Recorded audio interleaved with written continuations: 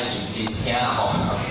就是讲大家吼，他用心哦，提出你的智慧哦，然后好好的听哦，多少能够看是不是？因为后学可能讲的东西啊，很平常、很普通，那大家是能够把你们的智慧拿出来，好好的听哦，可能或多或少都能够吸收到一些，然后那各位拿出你们的智慧来，然后那后学一样今天立了一个题目来跟各位做一点心得上的报告跟大家分享一些个人的看法那后学今天用的题目就是道与人的关系道与人的关系。他习惯用这种麦克风所以会一直动来动去大家不要见怪。那首先开始就是说，今天后学要报告的这个题目的内容大概是这个样子后学一开始是前言然后再来就是说会简单跟各位介绍一下什么是道什么又是人这个是我们今天的那个提纲那个标题然后再来就是说这一点跟大家介绍之后，后学会讲一下那道跟人的关系是什么？就如同这个标题所写的，就是道也者不可虚于离也，就是没办法片刻去离开的。那这个时候会跟各位介绍。那再来呢，会谈到苟无智德，是道不宁。意思就是说，我们没有很好的德性的话，我们这个道就不会凝固，不会凝固会怎么样？就会散掉。那就表示什么？我们身上这个道可能就会不见了。那这边会做一个解释。那最后就为各位做一个结论那这是今天待会后学要报告要跟大家分享的内容这边先给大家简单看一下那接下来我们就正式进入我们今天要报告的内容再来就是我们先从前言部分看起第一点就是说，我们今天既然要谈到道跟我们人有什么关系其实人我们都知道我们都知道每个人都是一个人在这个空间我们都是一个人这一次来到投胎到这一次来到这个世界上，我们就是一个人这个好像没什么。那我们就可以我们要谈这个道跟人的关系，那首先我们就来想一下大家动点脑筋思考一下什么关系跟我们最密切的就是说我们人生活在这个世界上。到底什么样的一个关系对我们来讲是最密切的各位有没有去想过当然是情况这边关系可能小以前没有这个关系的话我们人就没办法存在我们可以思考看看后学以前问过这个问题就有人回答说我知道有一些前就讲说我知道那个关系最密切的是我们那个夫妻因为他说我夫妻就是我们从小就是说，我们结婚之后跟我们最密切的是谁？当然是夫妻因为睡在一起相处在一起有人的关系会比我们这种关系更密切吗？想想好像也是没有人比夫妻还要密切。那可是有或许问过小朋友小朋友就觉得说，我觉得爸爸妈妈跟我们的关系最密切，为什么？因为从小到大，因为小孩子嘛，他从小到大跟他相处最久的是谁？就是爸爸妈妈，所以他觉得要是没有爸爸妈妈的话，他们没办法生活，所以他们觉得父母亲对他们来讲这个关系很密切其实哥哥姐姐大家都可以动脑筋想看看到底什么关系跟我们是最密切的其实有时候我们这样子去想，有时候可能会觉得，其实或许有一些个人的看法就是譬如说像跟我们最密切的关系就是说，基本上第一个条件就是什么？要能够让我们能够就是食衣住行有没有？让我们能够活下来的一些基本条件譬如说我们总要有的吃要有的穿要有的住你要行动都要一个最基本的条件所以这个关系真的是蛮重要的要是我们没得吃没得住这些好像生活就会带来很大的不方便就譬如说像北部现在做水灾有些人就要靠那个人家去救济有没有？之前那个风灾那莉风灾那个就要空投物资生活真的很不方便。可是我们去想一下食衣住行这些条件真的就是我们唯一的吗？真的就是最重要的吗？这个关系真的很重要吗？重要到没有这个我们活不下去吗？然后我就曾经看过一个故事应该说是一个报道就是说有个那个登山的人登山客很多人都喜欢去登山嘛，那他就去登一个高山那他就准备他的配备啊，什么背包啊、食物啊、那个睡袋什么，通通都带上去的。那结果他上山之后啊，遇到那个天候状况不佳，结果他就在山里面迷路了。迷路了，水不漏啊，我要走出来。那结果啊，就这样子，因为通常登山人家都会给你登记嘛，结果预计3天后要出来，结果他没有出来啊。那个救难队就很担心了，奇怪，他怎么都没有出来？然后于是啊，他们就派人去救啊，就这样子啊，从他迷失到救出来，经过了7天啊，1个礼拜。那后来救出来之后啊，结果好险，救出来之后，这个人还活得好好的，还没有死掉。那后来记者就问他，就是哇，你经过这样子一个大劫难你其实里面有什么感想啊？然后他就说啊，他说他这几天在山里面啊，经过这样子一段的折磨之后，他觉得啊，其实人的需求很简单啊。他说简单到怎么样？只要有水跟面包就够了。其实想一想也是啊，他这几天在山里面靠的是什么？就是他带的那么一点点的那些干粮、饼干他就能够活了好几天让他这样子一直活下来所以想一想刚刚讲食衣住行很重要没有错，可是真的是已经重要到一定要，就是说一定要完全的去追求这个才可以吗？其实不是嘛，你看只要有水跟面包其实就够了嘛所以其实这个真的是很重要的关系嘛其实它是有一个基本的条件啦，可是它也不一定是100%完全绝对的重要那所以我们就可以来思考一下其实简单来说，我们可以从我们人什么关系对我们人最重要，我们可以从内在。那么今天跟我们这一点灵性是谁给我们的？要是我们没有就是没有这个思考的心跟这个灵性的话，我们还能够活得很自在吗？相信应该没办法了不然的话，那个尸体大家不会说觉得那么害怕所以另外一点就是我们今天要跟各位谈的除了祖先之外，另外一点就是要今天跟各位报告的就是这个道那来谈谈道跟我们人真的很重要可是它为什么很重要呢？就是我们待会会来跟各位做介绍那接下来我们进入我们的第二点就是我们来简单的来谈一下什么是道跟什么是人那我们大家在道场上可能每个人的时间接触道场的时间那个经历都不一样有的人可能进来很久了有的人可能刚踏入道场那可是或多或少这个道我们一定常常听到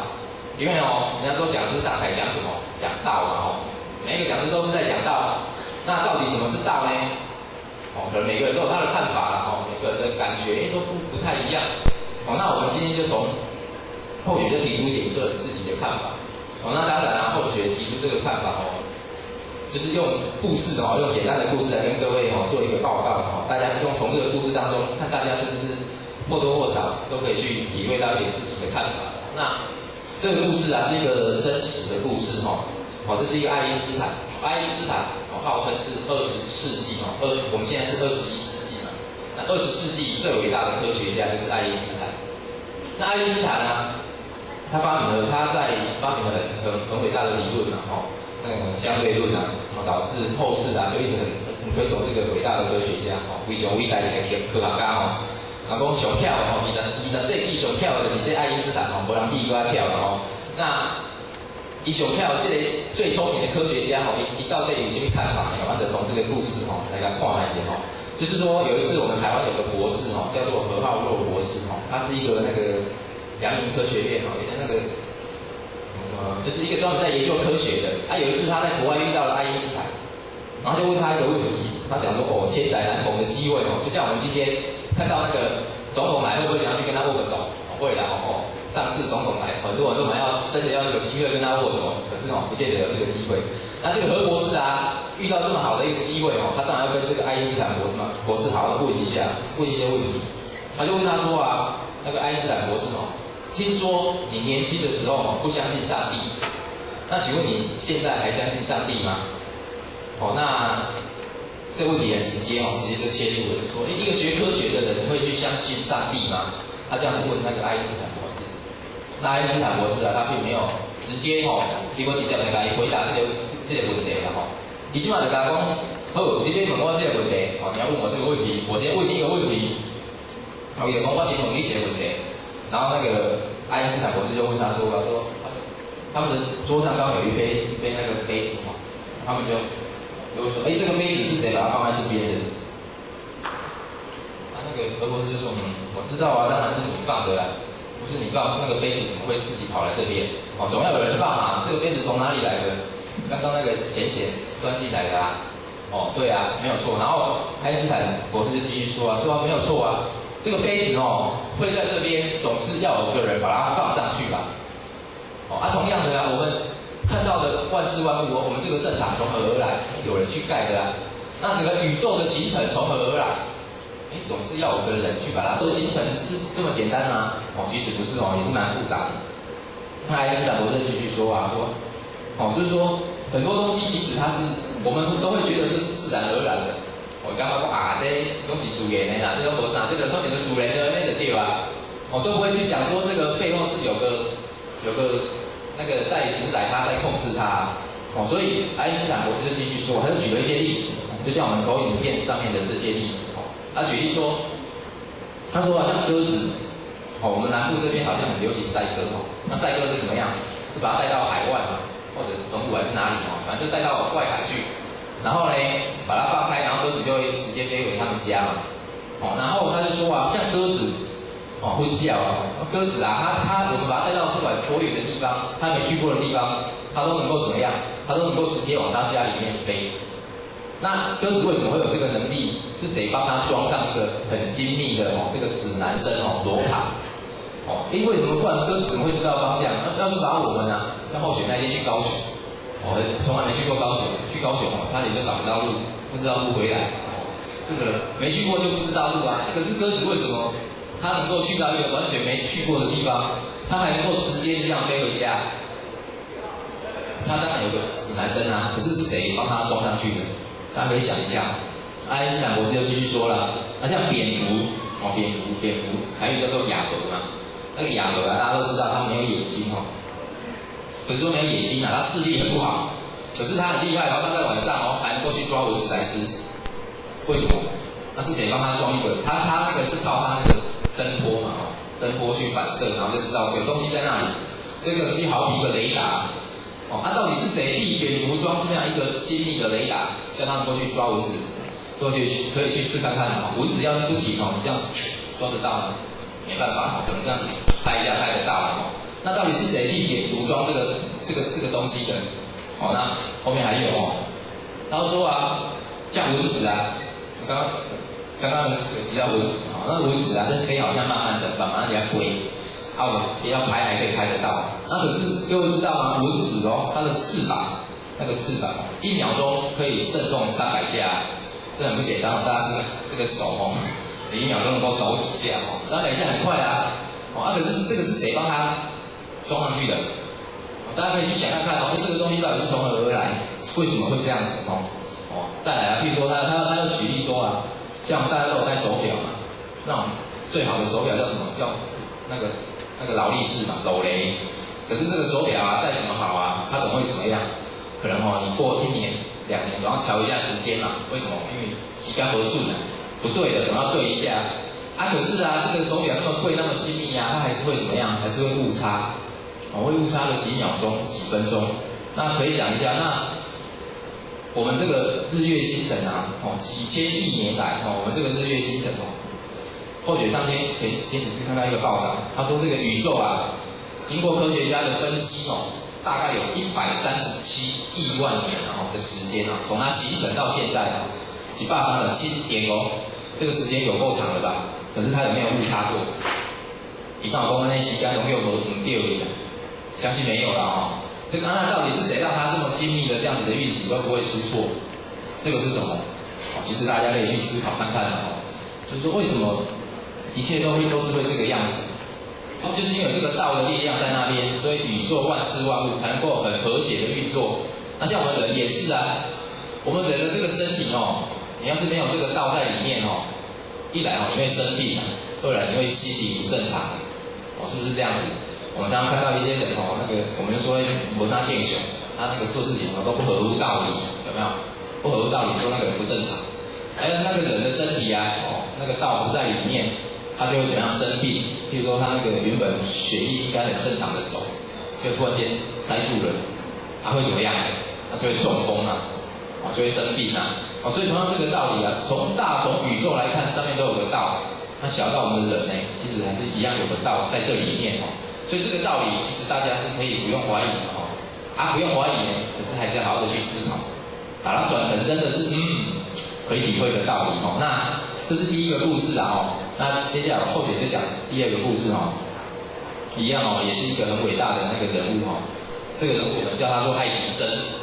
大家都知道爱迪生他是号称是什么？是最伟大的什么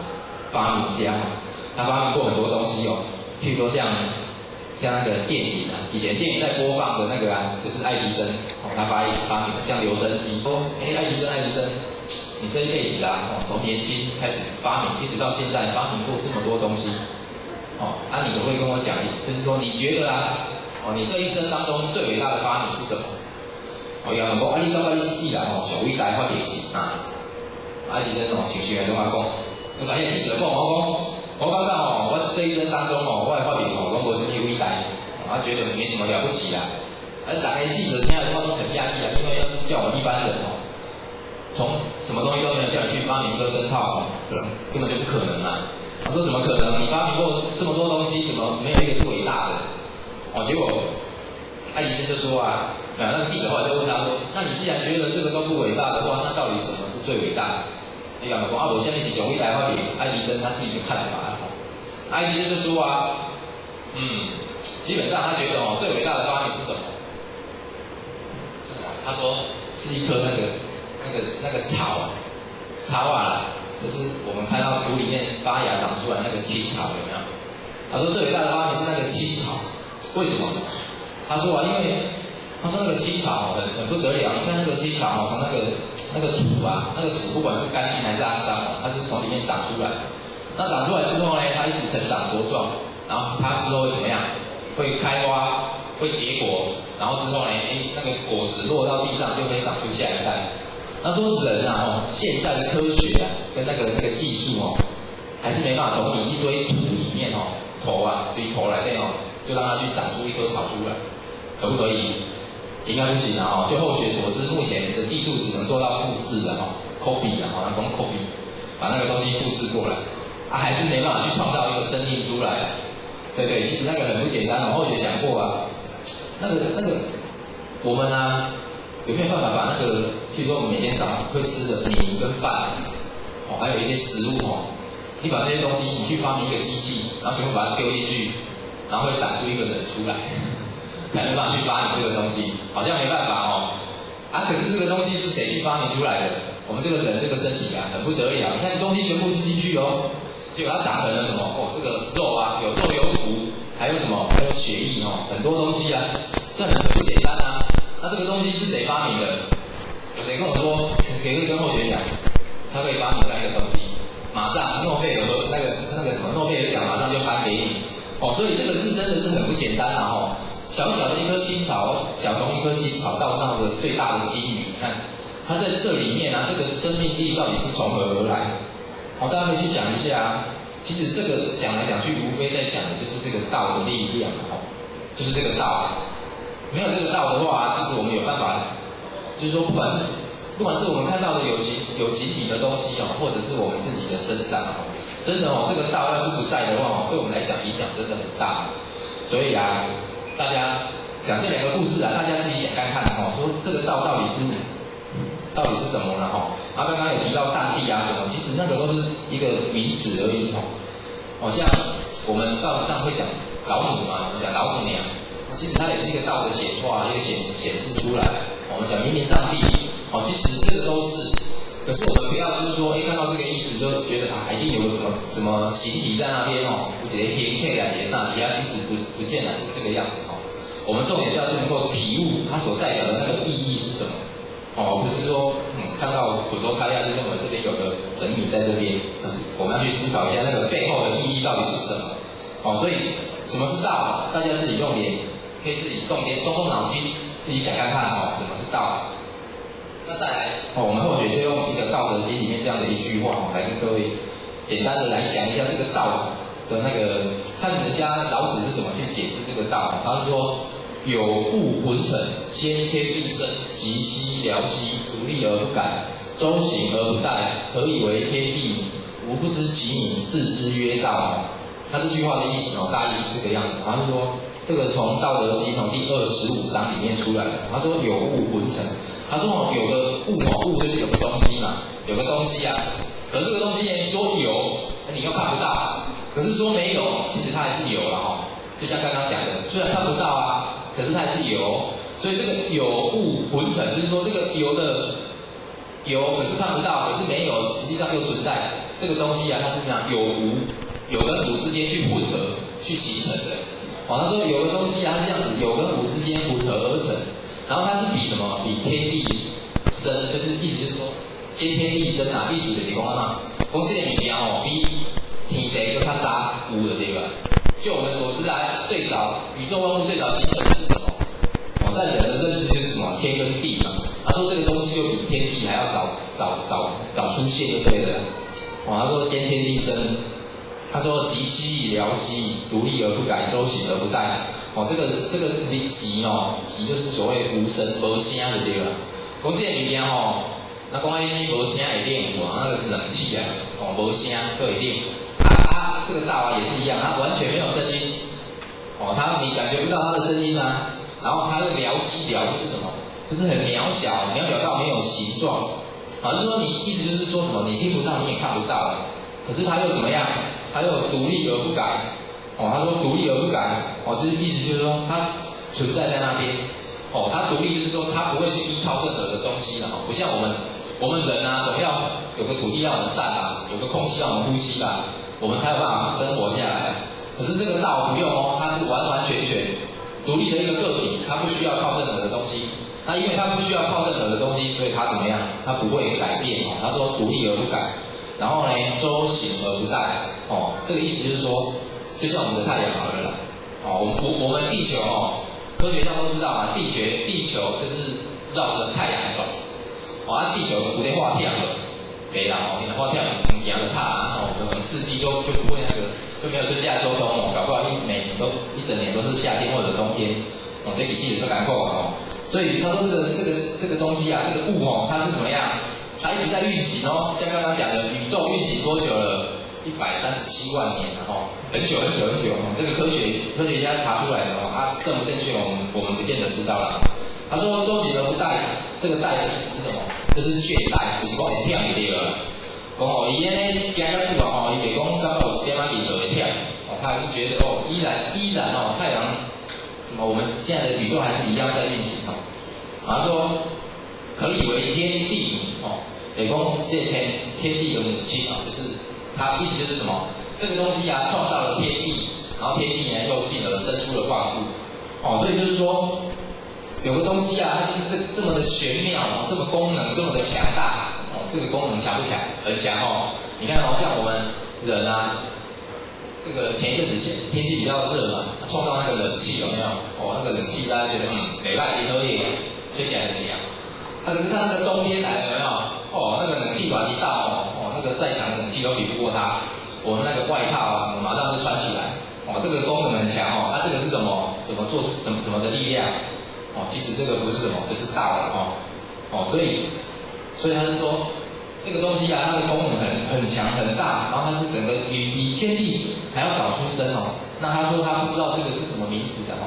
所以他把它称之为道，自之曰道就把它称之为道同样的这个跟前面呼应其实就是说我们听到很多道的道理很多这个道的道理都听过，其实我们可以用点心去体会一下，它所代表的意思它的意义到底是什么？那反正大家体会了那或许这个道的部分就先讲到这边。那接下来我们来看一下讲到道嘛，那我们来想一下什么是人那或许这边从比较就是从科学跟哲学的角度来看连科学旁边的铁汉的角度这东西，他在一寡科学家、一寡哲学家他们所提出来然后会诊你讲什么是人？简单来说人这个人称之为哺乳类动物了吼，就是就是食黏大汉的对吧？食黏啊，哺乳类动物吼，像那狗啊，那个也都是哺乳类动物啊。可是人跟狗不一样哦，人是怎么样？科学家在后面又加上一点注解，叫做什么？具有高度的智慧，有真高的地位哦。想看嘛，是不是足高的地位？你看那狗一年四季它都穿着那一件衣服。我们人有没有？没有啦，天气冷的时候就去做件那个外套来穿啊。那个天气热的时候呢，就发明个冷气啊、电风扇啊。这个智慧好不好？这个智慧很高啊，不像狗啊，每天都穿着那一件衣服，像后姐家就有一只啊，每天看它夏天觉得它会不会很热啊？那冬天觉得还给它塞点布袋，我比刷所以这个就是说人它是不等于就是其他的哺乳类动物就是因为有这个不得了的智慧高度的智慧这个其实科学家在研究的无非就是我们这个人的身体要是这个人的身体科学家一直在研究，像医学就是的那哲学家怎么说？哲学家说人因为身体科学家在研究，哲学家就不研究那个身体的，那他研究什么？他研究我们的内在的东西他哲学家就说我们人具有一个会思考的自我自我这个我们时常听到了尤其现在我们自我意识，我的自我意识我的自我意识很强其实就是我们那个心我们那个就是因为每个人自我意识都不一样刚刚我现在的想法会跟某一个前提的想法一样不会所以这个是说每个人具有会思考的自我就是我们的这一点心。那还有什么？我们一个永恒的灵魂哲学家是这样子说我们人还是有个灵魂有一个灵魂这个灵魂是怎样？是永恒不变的是永恒的我们给大家思考看看刚刚有讲到科学家就是说我们人有个身体，然后高度智慧，那这个高度智慧从哪里来的？刚刚有提到父母亲把我们生下来，那我们这个脑袋瓜里面的东西是从哪里来的？一方面可能是我们自己学习的一方面是从哪里来？就是上天给我们人赋予那么一点点的灵性下去像那个什么基督教他们说人是怎么产生的？他说是那个上帝他在把他好像肋骨还是什么吧，也骨头挑起出来，然后跟做一做就做一个人，这出几个人出来这个人之后呢，那个人是怎么样？是依照上帝的那个外形去做出来的。做出来了呢，伊个吹一口气呼一口气，这个人就开始就是变成人就对啦开始就是会行动了会行走了，有灵性了灵性从哪里来的？上帝给他的那一口气所以就是说我们人会动会走其实是上帝我们的道的那一点灵性附在人的身上我人有什么了不起简单讲没什么了不起，要是没有这么一点点宝贵的灵性的话人真的没什么了躺在那边可能人家都懒得看你一眼人的成就其实是靠这一点灵性而来的那这个人简单来讲就是这样子。那我们今天要谈道跟人的关系，那我们当然就要来简单来比较一下这两个它到底关系性是怎么样的所以我们来简单的比较一下这个人跟道到底是有什么不一样的地方又有什么一样的地方我们来看一下我们来比较一下道跟人首先我们看一下我们先从道跟外在这个身体这个我们来比较一下这个道刚刚有讲这个道简单来讲可以感受到的道的根源在哪里无非是从天从天而来这个整个就是这个天其实就是比喻就是说古时候中国都就是我们的这个中国思想他在讲这个道那个不可测的东西都把它归为天天这是天公天的觉得很不可测，所以这个道我们感受不到，其实简单来看它也是就是从天而来的那这个天不是代表我们现在抬头上去看到那个天是代表就是那个天的那种能力的那一种人比也有一种能力啦，就是天。那道呢，从哪里而来？就是从天而来，它的根源是从天而来。那我们人的身体从哪里来的？哦，人的身体这个从哪里来？哦，父母亲嘛，哦，北部人生出来靠这身体的哦，所以我们的根源是从哪里来？从天而从那个父母亲而来。那道啊，无形无相，就像前面讲的，无天无凶啊。我们看不到啊，哦，可是其实我们可以感受得到，可是它是无形无相的，哦，那然后道是怎么样？是永恒的，最起码我们像刚刚前面讲的，宇宙137亿万年哦，这个时间跟我们人的那种顶多给你活个100年比起来哦，这个真的是永恒不变啊，哦，差很多了。那可是我们的身体呢？我们可以来看一下我们的身体，我们的身体是永恒吗？好像刚刚讲的，顶多活个100年嘛，之后你的身体就怎么样？就不见了。哎呀，这个讲的其实是身体哦，我们身体跟道的比较起来是这个样子嘛，它就是很短暂啊，可能顶多100年，有的可能，有的小孩子甚至在那个母亲的肚子里面就还来不及出生就已经不见了，就已经死掉了。有的人可能20岁他就过世了，所以其实真的很短的哦。能够寿终正寝这样一路活下去的，其实也不是每个人都保证能够这个样子的啦哦。不是每个人说你下一秒你一定能够活到100岁哦，这个不一定，所以是短暂的。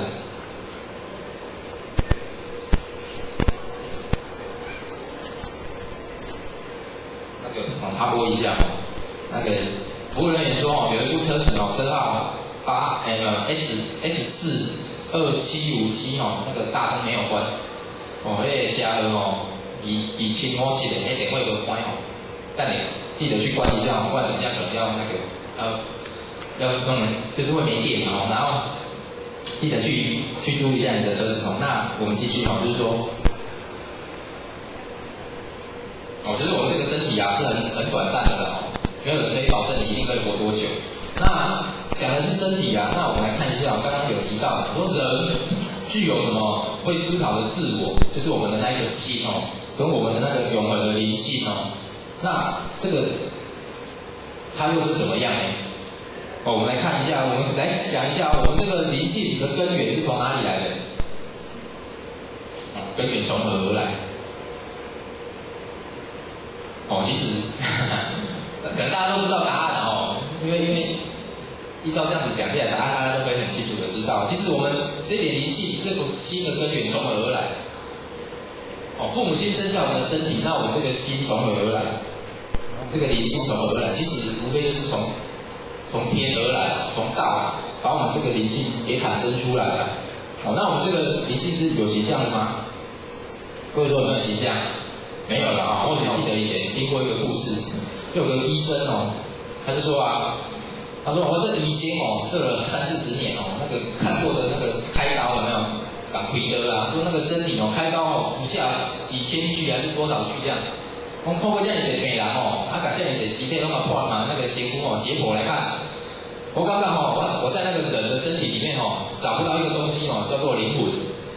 你讲伊找无啦有影迄身体来破开来看内底敢有灵魂，无人家找无灵魂。有个阿伯听到他这么讲，他就不以为然了，也干嘛？你说听你在心态公公，他就说那医生，我问你，你看过那么多人的身体你也开刀过那么多那你有没有在你不对，他那个阿伯先问他那个医生说你爱不爱你老婆？我说爱你，我爱你某某人。医生跟我讲嘛爱，那个老公讲你讲开刀比较谁？开刀开那么多那你有从那个人的身上看到一个叫做爱吗？他说你也把你自己的身体剖开，把那个爱找出来我看一下。那医生讲不出话来，他明明就很爱他老婆可是他觉得他好像从来没有在人的身体里面看到一个东西叫做爱的这个绝对的没有什么好否定的。所以一样的道理，我们人的身上有道赋予我们的很多那种感觉，那种无形无相的东西可是它又明明就是存在譬如说像譬如说刚刚讲那个爱那个爱我们来讲一下，你有办法把你那个爱譬如说人家都会说我爱你什么我爱你然后爱到什么海枯石烂什么就是有那种名词啊。那科学有没有办法去设计一个东西来，我来你画来解，看你这矮寡谁我，好像没办法哦，因为没办法嘛，因为它是无形无相啊。可是这个爱有没有？有啊，真的有啊，在我们的身体里面啊，我们的感觉啊都有啊。啊，可是就是聊不出来啊。那像我们也常常说啊，说那个人生命力很强哦，炮火十足，都有生命力耶。植物嘛是啊，刚好有那我们科学仪器也是一样，可以去量一下，它生命力5，它生命力20，可以吗？不行啊吼。所以其实我们这个心里面的想法的那种感觉，真的是无形无相的。那这一点是不是跟道一样？哦，那我们这个灵性呢，是短暂还是永恒的？哦，后学之前听过点呢，是做一个比喻哦，这个比喻蛮很好。他说有个那个。就是说，世尊啊，释迦牟尼佛在说法，然后就跟他一个弟子说：“你去看那个恒河，印度的恒河的那个沙子啊，一个孔啊。说你小时候啊，6、7岁的时候去看，去那边看那个沙啊，跟你现在去看7、80岁去看有没有一样？那个看啊，那一孔那个细啊有没有一样？相信一样的哦。你小时候去看电视，跟你现在去看电视，绝对不会说我小时候的看跟现在的看不一样。”它不一样在哪里？是我们看进去之后，那个心哦，会去思考，会去乱想，那个会不一样而已。啊，那个看哦，都蛮一样。哦，就跟小时候在吃的那个心跟现在在吃，其实都是一样的啊。那可是我们的身体有一样吗？你小时候能去看的那个身体，跟你现在去看的那个身体，其实已经不一样了哦，已经老矣了哦。其实一秒钟，1分1秒，我们身体都在变化了。可是我们的那个自信的那一点能力哦。会不是能力啊，就是说那一点真实性会变化吗？不会哦，它真的是永恒的哦。所以这个简单来看，这些答案应该都很简单哦。就是说这个道，我们讲道讲的哦，那个哦好像滔滔不绝，大家都在讲啊。可是这个跟我们人的关系是什么？其实我们这边可以从这边大家自己去用点心思稍微思考一下，就是说，这个我们人跟这个道有关系吗？其实是有啦，我们不要说一直都是说只看重我们的身体，注意这些辛苦娘，我刚刚我觉得那个生活不舒适，我等下就要来看一起点他处理，然后就那个走路很辛苦，我要去买个车，那个什么穿不好，买那种名牌衣服，诸如此类，我们时常都是以身体为主导，就是用欲望在主导我们的那个行为啦。通常我们都会去忽略到这一点性这个我们的心性这点东西所以道场上在讲的无非就是说，我们不要一直在执着在那个身体上，因为身体是短暂的嘛，你顶多给你活个100年之后就没了，那你没了之后，你存在的剩下来的是什么？其实无非就是这一点灵性灵性也许大家觉得这无形无相看不到，觉得心态公共。其实不是这样的，大家用心去思考、去感觉，就可以感觉得到，我们之所以能够这样子，很好的存在在这边大家能够有这个心要来到这边坐在这里，就可见大家的那个灵性那个自信都已经跟别人不一样了，都已经高人一等了所以我们应该要更加的去肯定我们的自我的真实性这一点后学还是学前简单报告这一点报告到这边那接下来来看一下，我们进入我们的下一个段落就是说，这是后学的第3大点，道也者，不可虚于离也。刚刚讲到道跟人，其实我们可以知道，道人跟道的那个根源其实是一样的，都是从哪里来？从天而来就是说，道创立了宇宙万物那也创下来了人，那人的这点灵性也是蛮必定来后学这个字有点小。那后学这个章节后学有3个点，那第一个点就是说人无法离开道。我们讲道也者，不可虚于离也，就是说这个道是没办法片刻就是那种很短暂的时间，时间不对啦，譬如说功德对不起。给到有那种很短暂的时间离开我们的身体，给他赶紧归个地方。那我们这边就用一个，就是说我们来做一个比喻就是说我们古时候老一辈的人可能常常听到，就是说他生下一个小孩子的时候，他会怎么讲？他会说伊生一个囡仔是去捡到一个囡仔就要生一个小孩子是捡到的，不是单纯靠自己的能力啦。那可是现在的人可能不会这么想，现在人可能感觉讲，我生囡仔就是我给你生啊，那是去 Q 的。可是以前的人为什么会这么讲？说他捡到生一个小孩子是捡到一个小孩子。其实这个背后它有一点它的意义，它的意思就是说要生一个小孩子很不容易啊，因为我们也听过一句话，他说生一个给金胖，生一个那细背胖，意思就是说什么？就是说你那个生产啊，你要是能够把它顺利的生下来，那种给金胖鸡酒，就是说坐月子要吃那个什么麻油鸡还是什么？你要是说你生得过，你就可以坐月子，有可以这个那种麻油鸡的那种香味可以享受，就对了。那你要是生不过呢，难产，那可能就母子两个都均那个嘛。就是说，所以剩下细类方是什么？就是那个棺材。这个意思是讲的是什么？就是说我们要生下一个小孩子很不容易啊。一方面除了是在说那个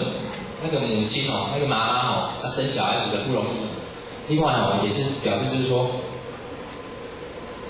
要能够顺利生下来，还是要什么？还是要有天意在这里面。但是天不愿意有你这样一个小孩子，你就是没办法生下来那所以这个意思就是说，这个要讲的是什么？就是说，我们要有一个小孩子一个生命要诞生，其实是很不简单的，要看天有没有这个意愿。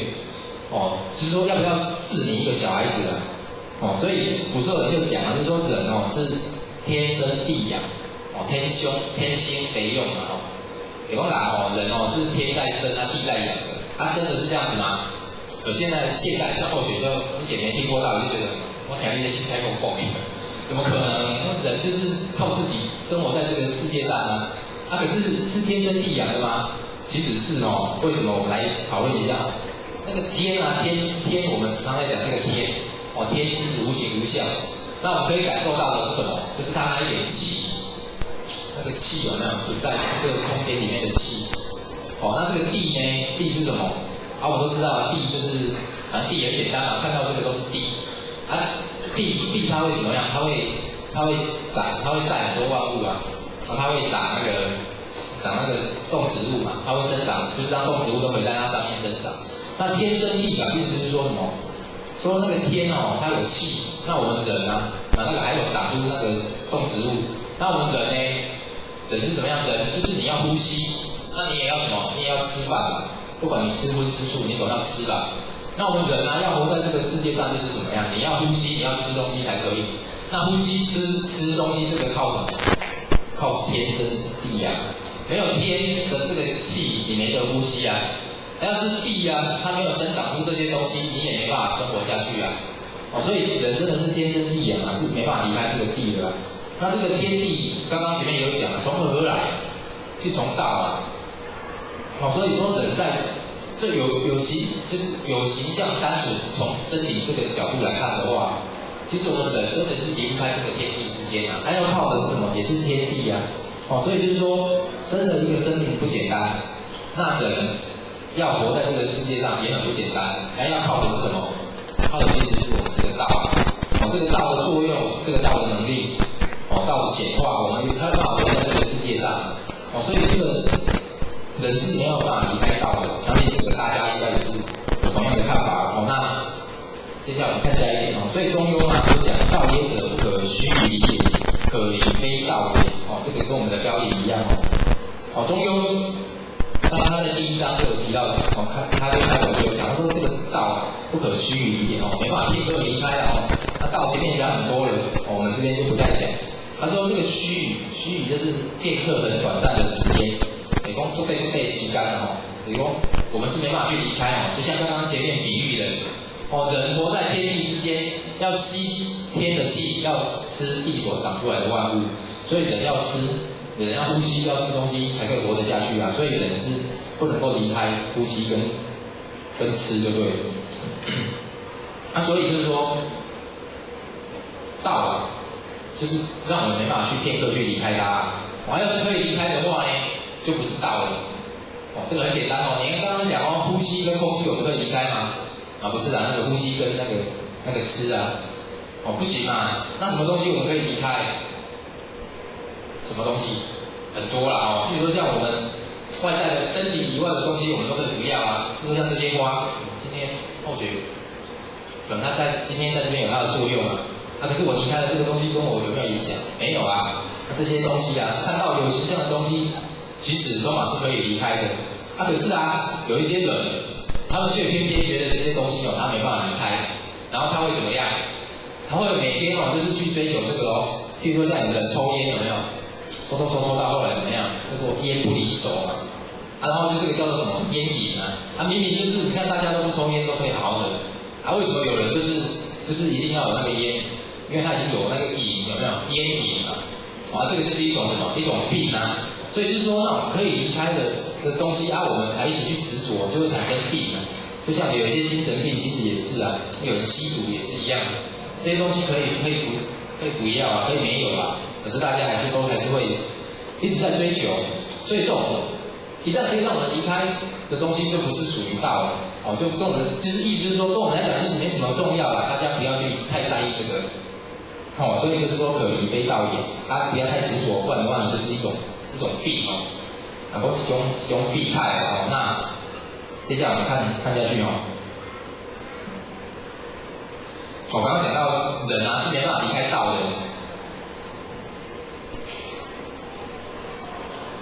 那假如说那人要是没有道的话会怎么样？我刚刚讲说人不可以离开道讲的好像很有道理。那我们来思考一下真的要是有一天我们人无道就是说你失去了道的话，你会怎么样？那首先第一个我们来看，我们先不要直接讨论这个，我们先从一些比喻来看一下就是说我们先来看一下我们这个世界上每个人的那个成就都不一样你以为可能是这些董事长做什么的，有人是做工的，然后有人做农夫干嘛的这边要讲就是说，为什么每个人的身体其实我们身体的结构大体上的原理都是一样的，一样的身体大家都有四肢五官会行走会干嘛都一样，可是为什么我们的成就会不一样？我也让有很好的成就，就像我们的陈水扁可以当到总统，为什么我们不行？那为什么我们的孔老夫子可以成为圣人？为什么我们不行？为什么有一些像王永庆他们可以成就企业家？为什么我们没办法？我们还是每天可能这个还嘎那个，就赚那么一点点薪水，为什么会不一样？差别在哪里？大家可以思考看看为什么不一样？可能我们来看一下其实就是说，那接下来我们再思考一下，就是说，我们将我们一生当中大部分的时间投入在什么地方？各位想一下，你用这个时间来我们看别人，创啥的对吧？我们这个时间来我们给来创啥？想一下，其实刚刚有讲就是说为什么一样的身体不一样的成就？其实就牵扯到这边其实就是相对就是说，我们把我们的时间都投入在哪边譬如像企业家那个经商的这些地业也时间都空底的，空底做生意嘛。那个什么政治人物呢？当然就是从事在也政治的舞台上也政治的舞台在表演一样我们每个人包括候选人，我们到底把时间都投入在哪边？其实简单来讲就是说你把你的时间投入在哪里，你所成就的就是什么呢？所以我们来看一下，那孔子他把时间投入在哪里？他投入在传道他才能够成为一代那个冠世师表。那像释迦牟尼佛其实也是一样的。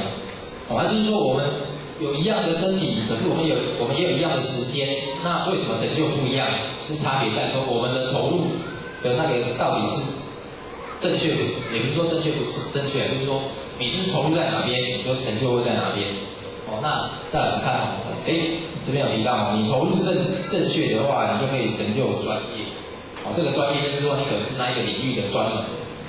像很多学生念书嘛，比如说他是念资讯的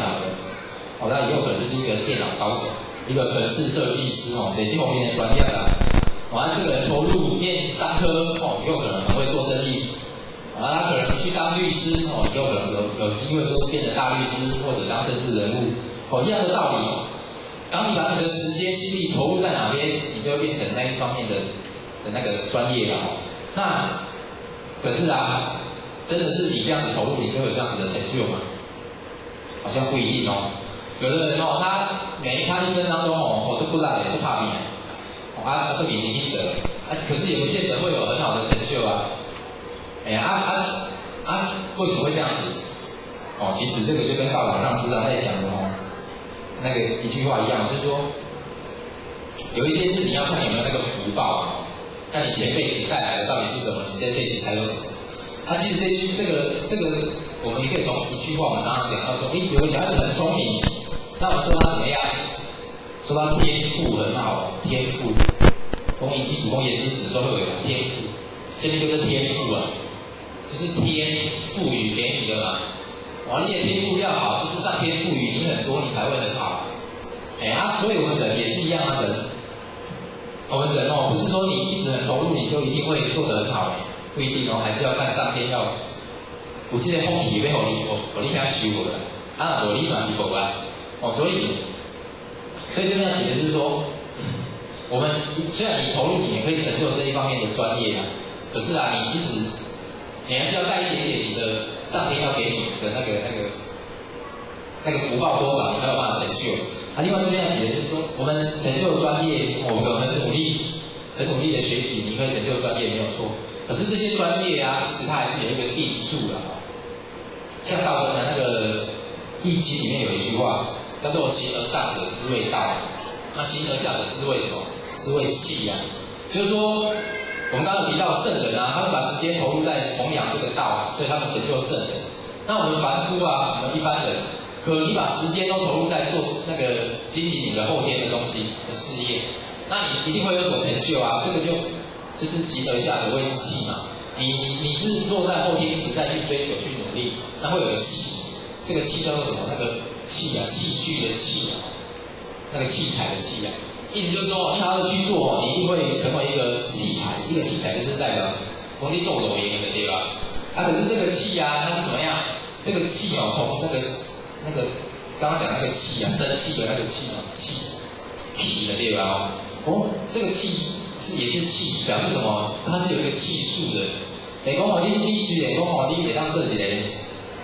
有气数就表示什么？表示说它是被限制住的啦。比如说像我们刚刚讲就是说你可能是一个你要很认真的要去做一个科学家好了，可是你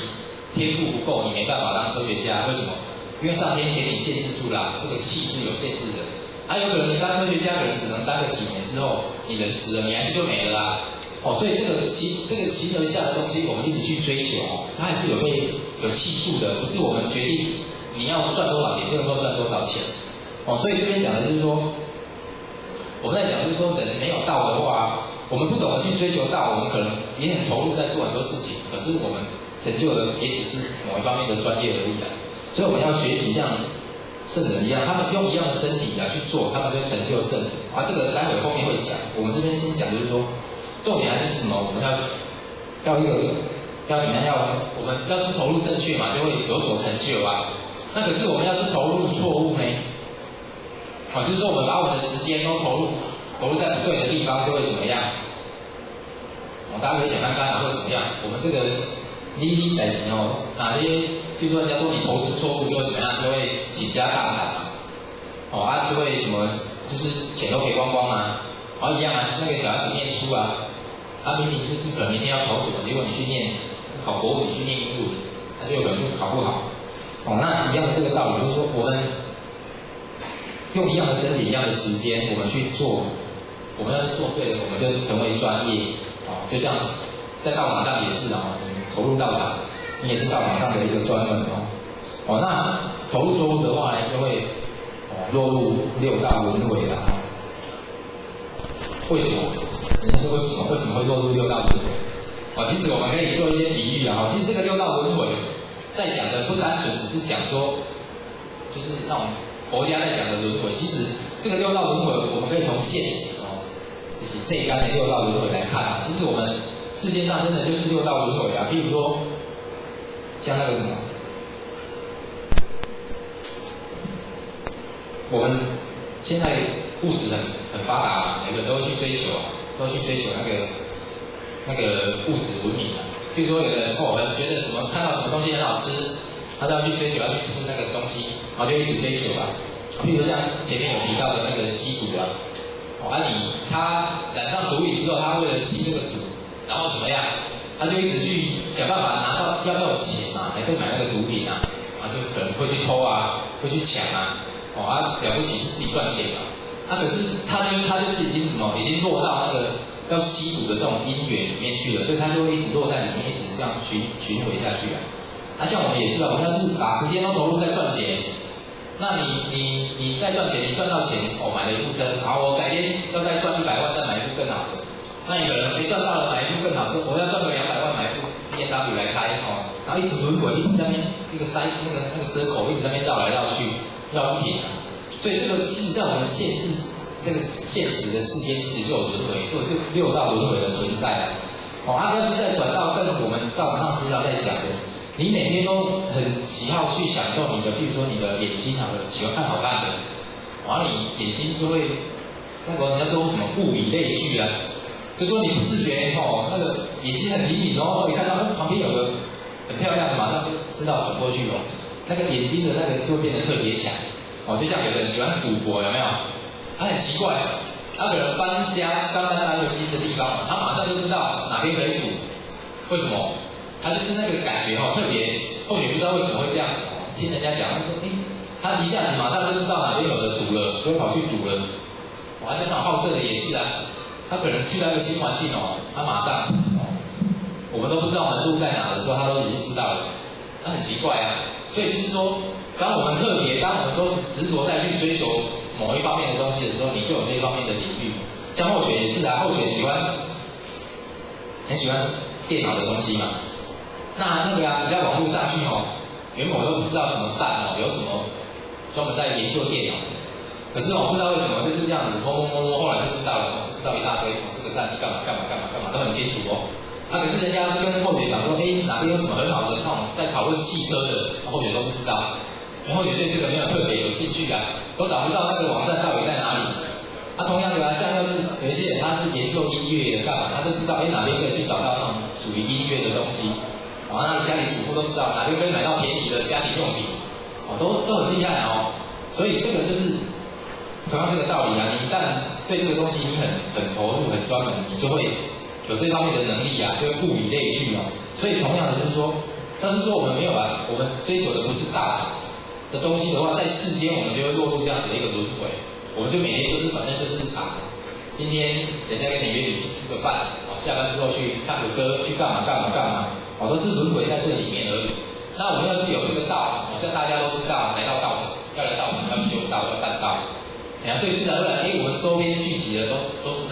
道亲像后学以前念书的时候，都还有一些朋友，很多同学、很多朋友都会干嘛？可是后学感觉自从进入道场之后好像朋友变得很少可是身边都是剩下道亲，不知道大家有没有这种感觉有的人会觉得，哇，参与另外整个地方都去别地。所以要是有一天道场上放假一天，有没有？哇，这种哪个冲我找不到，好像什么像以前念书的时候，同学朋友还会去干嘛，会觉得现在好像要找他们，大家都在忙好像朋友忽然间就变少了。其实一样的道理我们要是把我们的心都放到这个道场上来其实我们周边我们的磁场吸引的就是这一些不像人家就是说一般的是谁感就是他们周边的都是那一些他们比较兴趣、比较喜好的东西所以差别就在这边就是说我们要是没有道，就是跟世间人一样那世间人有世间人的成就未来他们有什么成就我们可能不知道，可是我们知道我们在这边的话，我们的成就是什么那所以接下来我们来看一下，就是说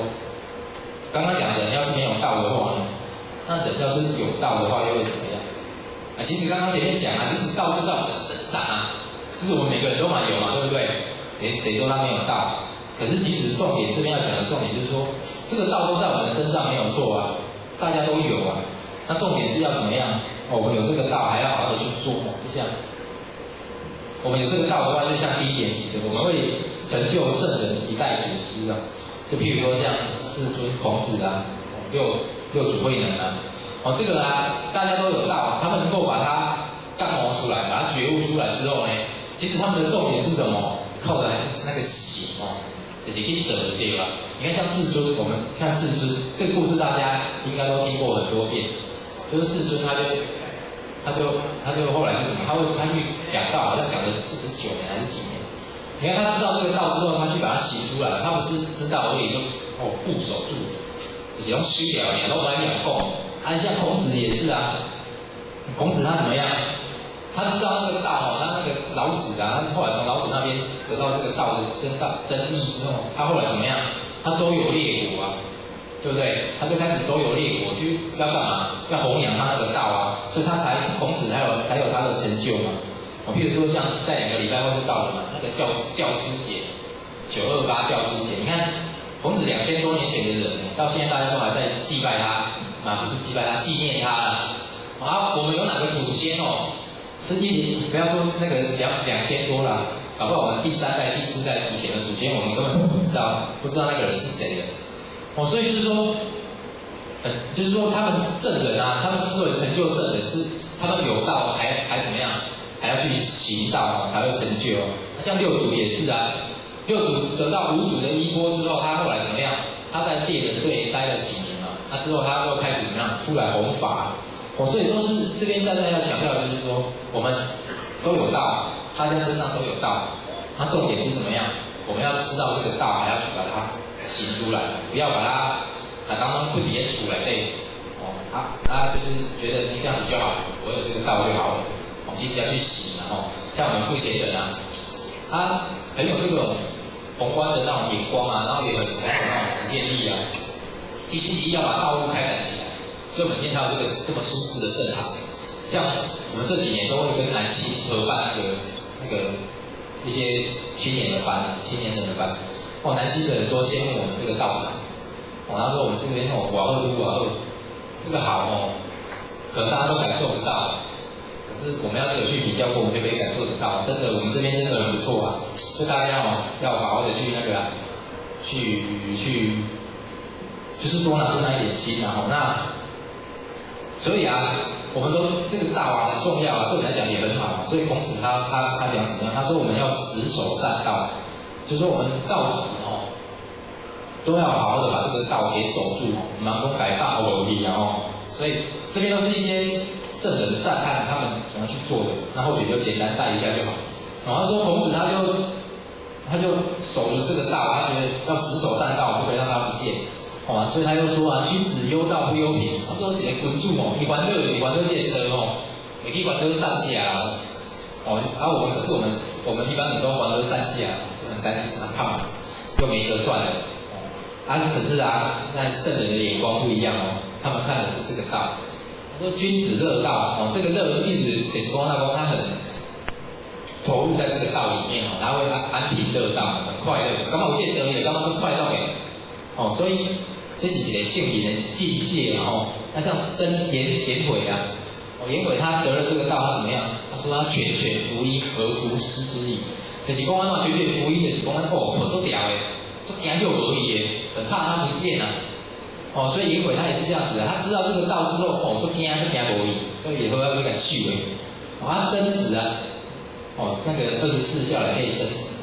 一定有些人得了伊战战兢兢，如履深渊，如履薄冰。科比起来，那个卡帕的冰很怕会掉下去嘛。他好比站在那个很薄的冰上面，很怕冰会破掉。这意思是什么？就是他很小心、很戒慎恐惧很担心这个道一个不小心就这样子不见了。而且他还怎么样？他还一日三省吾身就是他会反省他自己，自我反省，反省有没有做错。因为做错道，可能就会他做错就代表他已经背离这个道了，所以他会不断的去反省。所以孔子最后才说谁能出乎由虎，何莫由是道也。他说所以下面引入戒除没有经过这个道的话，他是没办法出去的。或者这边可以用一个简单的，其实我们看看圣人的心境我们可以回归想一下我们自己，圣人是这样子在看待这个道所以他们成圣了。那我们用什么态度去看待这个道？可能有很气菜所以我们就成就凡夫了。或者之前看了一个故事说有一群青蛙，那个气塔他们看到一个高塔好比那个巴黎铁塔，有这管的一个塔，然后他们就讲说，哦，我们要去征服那个高塔，我们要爬上去 ，OK， 哦，然后他们就这样冲啊冲啊冲啊，那一开始就有人讲说啊，我们是小青蛙，怎么可能爬得上去？哦，没办法啊，所以他们就说好吧，那有一些人啊，听到青蛙这么讲，其他青蛙这么讲，他就觉得啊，那算了。所以可能一开始有1000只啊，后来只剩下500只在爬，那很难爬嘛，越爬越辛苦，大家就开始唉声叹气啊，说哦这个好难哦，我没办法。然后一只接着一只这样子讲，结果到后来，全部的青蛙99%都阵亡了，只剩下一只，最后那一只啊，终于爬到顶端了哦。大家觉得其他的青蛙就觉得说哦这两个厉害，很不简单，就跑去问他说，哎你怎么有办法这样子爬上去啊？那个好困难哦。啊大家都不想爬了，你怎么还有办法爬上去？就那只青蛙，后来他们问了老半天啊，那只青蛙都不讲话，他们才知道原来那只青蛙啊，它是聋子，超你啦，听不懂哦。所以这个故事意思是讲什么？就是说，有时候我们要去成就一个东西哦，不要太在乎哦外在的那些言语哦，然后把人公司啊，你刚刚啊，不一样哦。所以重点还是什么？我们要去我要打人被干扰哦，大家要把那个心要拿出来哦，时间有限哦。那再来就是提到口无智者，智道不明。我刚刚有提到嘛，就是说我们这个道重点要靠什么？就是要靠我们去习，还去折的对吧？哦，所以这边有提到这个智德，这句话的意思是说哦，智道是讲那个道哦，上极端呢哦，最极致的道哦，你哪个都要样子哦，它不会凝固，它会散掉，会散掉哦，所以就是说。这个智德就是说，我们要好好的去修、去办，哦，去折的对吧？然后那些德呢，太栽了，哦，你看到基础感官嘛，你那个房子哦，要盖稳一点哦，你的地基哦不够扎实哦，房子是盖不高的，哦，所以这边这个道理就是这样，就是我们这个智，我们那个道哦，我们那个道现在都在我身上没有错啊，可是你要让它显露出来，那个光辉能够发挥，靠的是什么？还是要去做，要靠智德的功夫啦哦。那智德后面这边就以五伦跟三打者简单来讲，就是说，其实五伦我们都知道嘛，五伦啊，然后我们到哪都是讲仁义礼智信啊。那我们以前小时候念书都讲君臣、父子、夫妇、坤弟、朋友，哦，就是讲说君臣那个就是讲君臣啊，就是安尼上下的关系嘛。安尽管你往后正头路有那个，他那是讲皇帝跟那个臣子啊，安不进哦，现在不是这个样子。我们套用到现在就是说。我们都有很多这种关系的存在，譬如一个人讨论完天有上司啊，有一天你会有部属啊，我们每年都会结婚生子嘛，所以你就有父子的关系啊，或者母女啊、母子啊，的这种这种关系存在。去结婚你就有夫妻的关系存在，那你婚弟就是说会有兄弟朋友，会有兄弟啊，你去外面你总是会有一些朋友吧。所以这个后面这边要提的就是说，我们要让这个道能够发挥，其实还是要从根本去做。根本看出去，其实就可以看到从我们的人际关系这边讲，其实五伦就是讲我们的人际关系啊。你出去你要怎么把这些关系去把它做好所以孟子就跟我们讲说啊，他说交人以伦，父子有亲，君臣有义，夫妇有礼，长幼有序，朋友有信。这是跟我们讲说啊，我们就是说。要让每天还有一个亲情啊，就是爱亲啊。你来，像现在不是有很多那种什么那种儿子会杀父亲的有没有？那个就是父亲那个可能是长辈全国赢啊，如果你管小孩子，那已经没有那个亲情了，所以那个小孩子就会觉得，我杀你跟杀外面的人没什么差别了。所以我们现代的人就是那个亲情要把它凝固起来。那君臣有义，就是讲上对下要有那个义气夫妇有别，就是讲丈夫跟太太两个要去分别，扮演适当的角色这个家庭才会和乐。我们讲爸爸会拍囡仔，妈妈会拍明天囡仔是高要料理所以两个角色要搭配好了长幼有序嘛，就是讲兄弟我们要尊敬那个兄弟姐妹要互相尊敬。朋友有信，你注意看频率高，我们要有一些信用。那这边要讲就是说我们要把这个关系，先从一部的关系，我们要把这个关系把它固守好，才可以从这个基本的出发，然后接下来要行三达德。三达德我们都知道是智仁勇嘛。那智仁勇我们来看一下这个是孔子讲的他的说法就是说，我们要智就是好学，近乎智，就是说我们要多多的去学习的。那给恶口嘛，恶这个是错误嘛，像《论语》啊，开头就讲什么学而第一。我学习这件事情在排第一，表示什么？一开始就是要好好的学习。你学习它有地位的有地位，它有用品的它没迷惑了怎样选择正确的道路不要那个误入歧途走错道了。那学很多之后要怎么样？要有忍的功夫啊。那忍是什么？我们都知道孔子就是讲这个忍这个忍就是两个人嘛恶忍恶是什么？我们真我跟假我要合在一起我们的外在的身体跟我们内在的身体要合而为一就是说我们学习到这么多之后我们听了很多道理，那你要去做。所以这边讲力行近乎忍，做到怎么样？你去跟这个道理能够契合完全一样的，不是说听的一套做的一套要做到合而为一。你能够这样子的话，就不会忧不会担忧。为什么？因为你已经以天下的苍生的苦为忧了不会担忧自己的忧了那最后要有勇勇就是讲要什么？我们要反省知止近乎勇现在一关献给这个请读讲曾子他懂得怎么样每天会好好的反省自己3次或者用3件重要的事情来自我反省这个都很重要我们要是懂得去行使这个话，就不去就不会去担忧，就没空空的地方了所以就是说我们要透过3达德，我们5轮基本关系要落实，然后之后呢3达德的喜爱要去做出去，多多的学习，要好好的去做，然后呢还要自我反省然后之后呢我们才可以让我们的道逐步的凝固，因为我们有这个认知才会越来越这个理念才会越来越明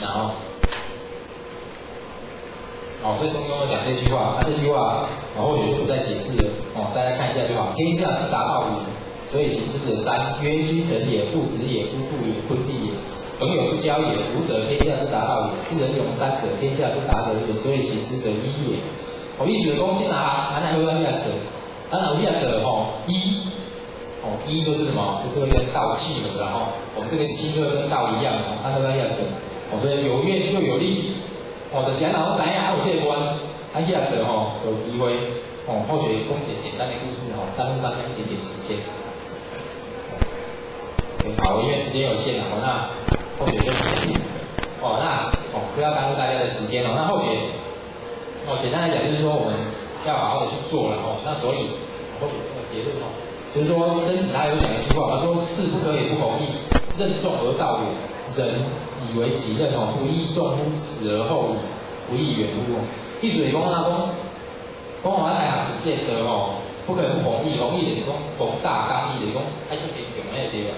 讲咱人袂使爱做英雄的，然后呢要任重而道远，咱排这责任足重的，劳动呢爱好一起，任重而道远，然后要把这个忍，刚刚提到这个忍，把它当做自己的责任这样子，要好好的去做。那这个责任呢要做到怎么样？要做到死而后已，现在这个细节已经靠太在了那或许耽误大家的时间那刚刚报告的过程当中有什么不足的、不对的地方？那盼望各位见贤，跟后学做指正。那后学初学啦，才初学前时间掌握也不太好耽误大家的时间。那请大家多多包涵，多多见谅。那最后后学就报告到这边，最后祝大家身体健康，法喜充满。大众齐起立。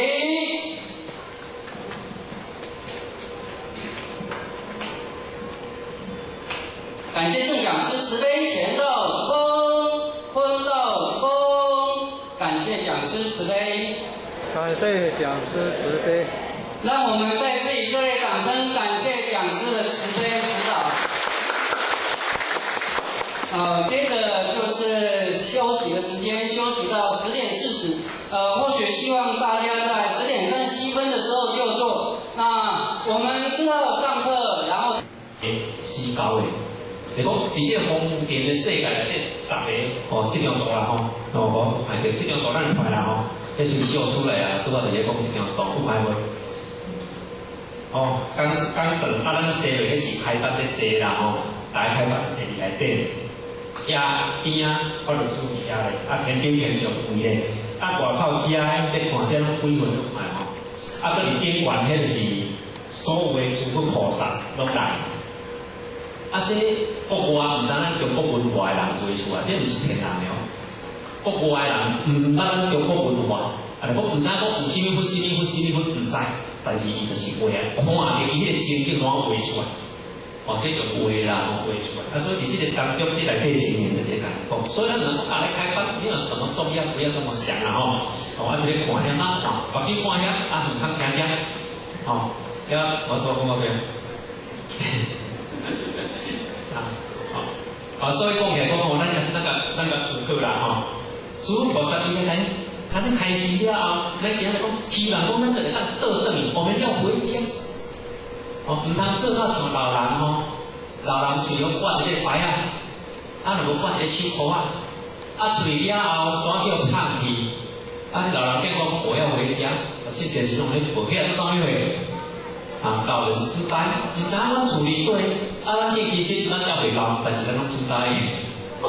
但是安尼讲就较讲偏心哦，啊，实际面较像我啦安尼啦，哦，不过旁边这一群还好啦，是讲咱也好啦。咱上海有尝试要找回咱联络我本来啦，哦，所以唔通去做着环境客。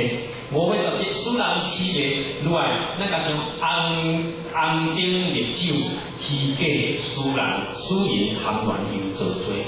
我不意上。哦，这社会要佚佗要无好的所在，应酬一场，搁再一场。过去景气刚好的时阵，我一个做子客哦，伊讲好，在外口你讲咩？对暗时啊下班开始认真发，迄暝3点才人顶到床，迄偌艰苦呢？啊，去时咧发工伊个头家人就安尼马洗，啊，一寡客户拢来去烦恼，我讲阿妈你敢袂使？伊讲你无安尼，你无通做，爱看偌艰苦，啊，伊一摊过一摊来应酬，安尼一摊过一摊呢，啊，足艰苦赚啦，啊，这样对外开水。啊，嘛是伫遐越来越去啦，吼，咱近期拢像越来越去，啊，1月9月伫咱厝内越来就是像现在应对小人来啊，平安嘛去的，啊，应啦，到尾厝内拢人看到不老挂安啦，什么都没有，这是其他的代志啦，吼，所以人生来到尾有就是安尼，所以咱互咱贪恋跟做罪，讲起是咱太过，因为这虚幻不实。伫这个人世间内底，咱所信的力量，有一人是真啊，真正咱人生甲输，对一人去大对，对一人咱真大对，敢追歌车要方便的，别人拢无，什么运动都带回去，人生甲输过就是安，但是偏偏咱是死伫这内底，吼，所以既然已经身在凡世，咱的心呢，既然落来啦，唔通再死咧，这个咱会当做主。要卖唔卖，咱家己当家做主。如果要学得唔学得，我可以自己当家做主。咱唔通去互业花去，咱唔通去互环境左右，咱唔通去互人影响。咱家己爱当家做主。既然愈来已经成一个事实啦，要安怎真正自己当家做主，莫要再轮回。心唔能够再痴迷了，哦，所以这样讲，不但爱修持因义对做，就讲行功立业对做行修持因义，嘛爱行功爱观点教诲对做，行功立德，哦，观点点。啊，讲爱教诲爱观点啦，吼，咱就话爱观点啦，对不对？书时常盼望多义，会当成大器。书时常安慰自己，拥有好道义。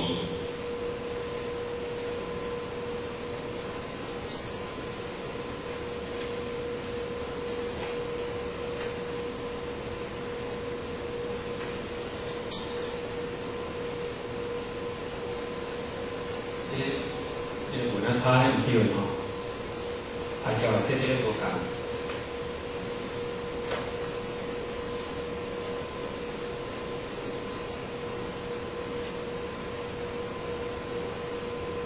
有一段书评甲鼓励道义，家己爱徛起这段咱上好落的吼。书时常盼望道义会当成大义，讲师尊呢，希望讲咱现在做道地人，大家会当赶紧紧轻易修学，赶紧认真修办，用心修办，实心修办，会当成为大器。什么叫做大器？哦，早头讲书本有讲过。条啊，这做小器，那么啊，这么小器一底就是几点水尔。啊，若碗呢，比条啊，比咱咧啉茶杯，茶杯较大碗。啊，若碗公呢较大，面盆面汤吼比碗公较大，若骹桶呢比面汤较大，咱无比骹桶较大，有咱就袂落尔。所以咱讲工，即世间的工务，即河海拢会河交工拢会甜，但是无论老偌济伫大海里，像咱遮咧台湾咧做水产，对来做水产，感觉现在讲大海做水产，较济来嘛好到死。咱今日是小气，咱承担，咱伤小气，所以咱承担的力量少，咱的信用少。咱的北长下，为什么咱无真修实学，咱无真心实练，咱文化了，咱无骹步加持，化变为做。所以师父原来时常家己安慰家己来，讲师尊时常家己安慰家己，讲伊有足侪好徒弟，有影无？有真侪好徒弟，也嘛有真侪入来，人讲夜香过拜。但是家己爱知影，遮尔侪好徒弟内底，咱爱去考虑，咱是好徒弟，咱毋通做随便的歹徒弟。好徒弟虽然足侪，若无咱的份，人讲给咱人好笑。所以即句话咱来讲，师尊希望讲每一个人拢是个好徒弟。师尊希望讲大家拢真正会当真修实办，入到道场了，真正经由真理的感化，真正经由真理的洗礼，真正经由真理的教育，大家真正真修实的。师更加鼓励道义，家己爱听起。即个我去即个教即个讲啦吼，更加多鼓励道义，师鼓励咱来做徒弟，家己爱家己听起。毋是讲一定爱人甲咱叫，人甲咱叫，毋通像布袋戏啊，一支手若无能落就永远倒伫啊。毋通像迄搭咧安那，就迄条线幼会遐紧搭。咱家己爱徛起，家己爱会晓，家己想要做啥，当下做，我一定家己要伫修办着即条路，好好啊，真心奉献，好好啊，真心实练。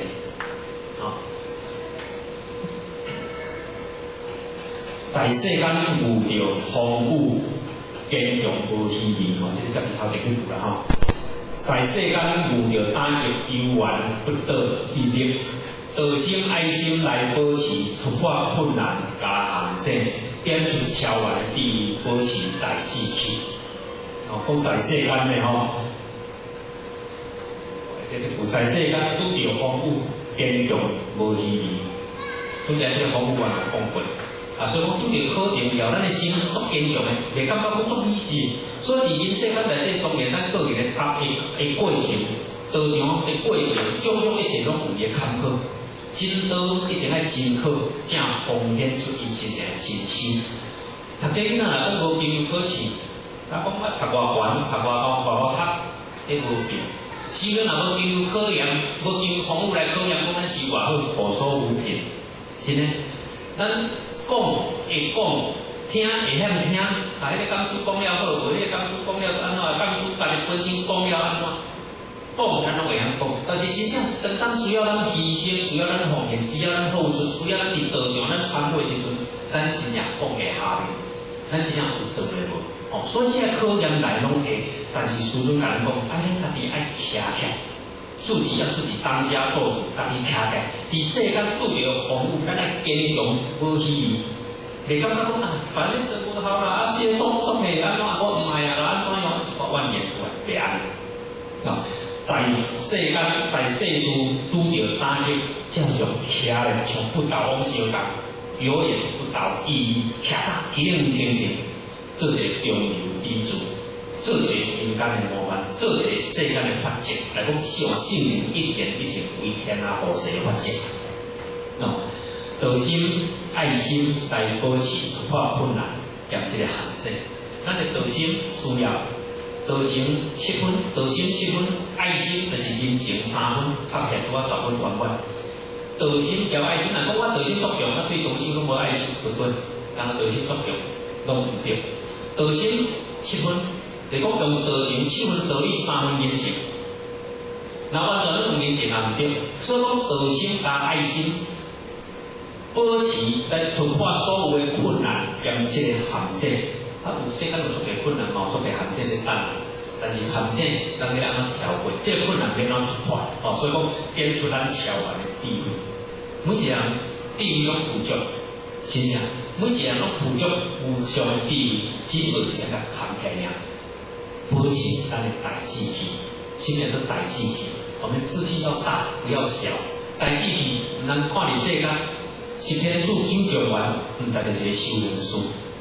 十天主九丈原，唔代表是个真修行的人。真正，天主要求完，迄无稀奇，一世啊。但是真正真修行了后，我讲过，你到地府，你到去到天堂，人我悠悠。有时候还透过这句话，随所住处平安乐。无论你跟我对答，就是遐尼自在，遐尼快乐。哦，因为时间的关系，这首歌呢，我真难。哦，要互咱合唱团呢，其实这表演是合唱团在表演，不过我是把这个歌稍微做一个解释，安尼尔。当然这个解说有差强人意，不过咱家己个人做一个体会。下面呢，咱就请咱新文山神韵合唱团，且上届会这优秀的合唱团来师尊这条师尊的愿望，用歌声表达出来互咱听，用歌声来表达师尊的心声，来体会咱的心境。吼，后来咱拍歌鼓励合唱团这个放手。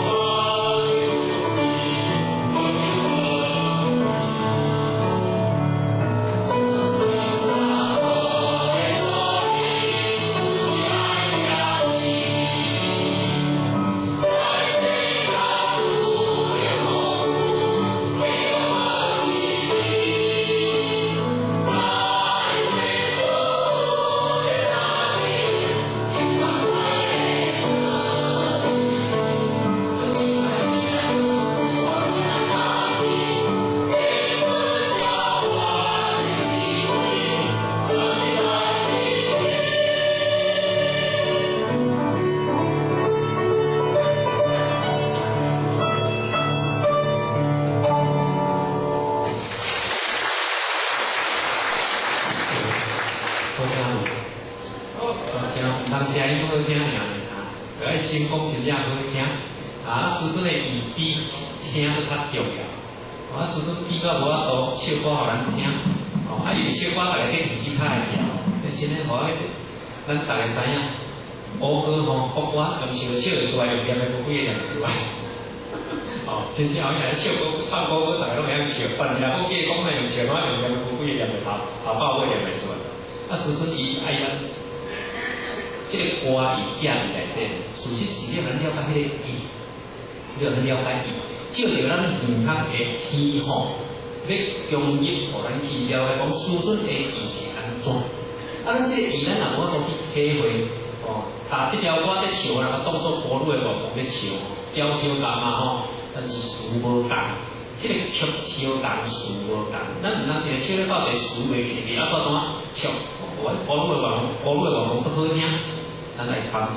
真正，你今仔这团60几个，讲起这阵容非常的庞大啦严老师或者是合唱团足辛苦，头礼拜这年，真正头礼拜这年，为着要讲甲上好的贡献，互咱表现，互咱感谢的奉献，咱大家真正人才福中，咱爱修复，咱能不平复，踏实实业的，条歌好听，咱即卖个歌声，咱个邀请伊去咱唱一遍，咱会晓唱的对唱的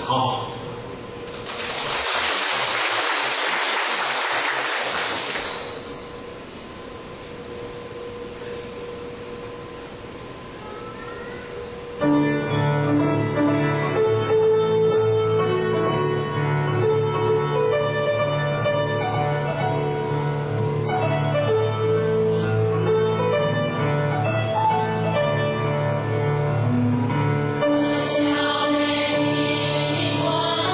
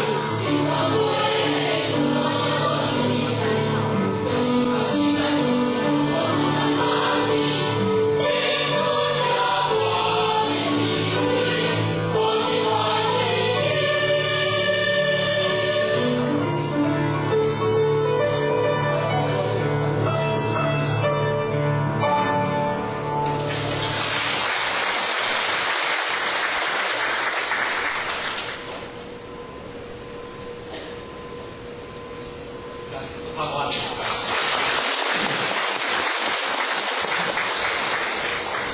太精彩了吼！收到是幸福的，真正收到是真实的，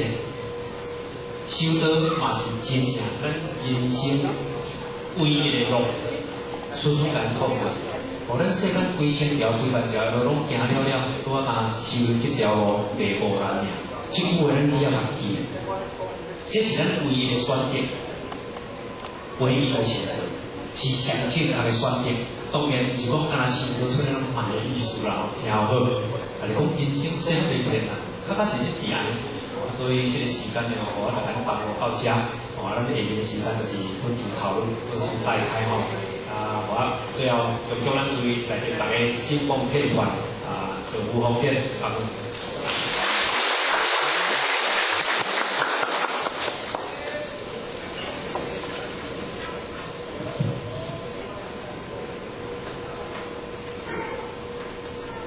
感谢蓝慈悲，前到一公，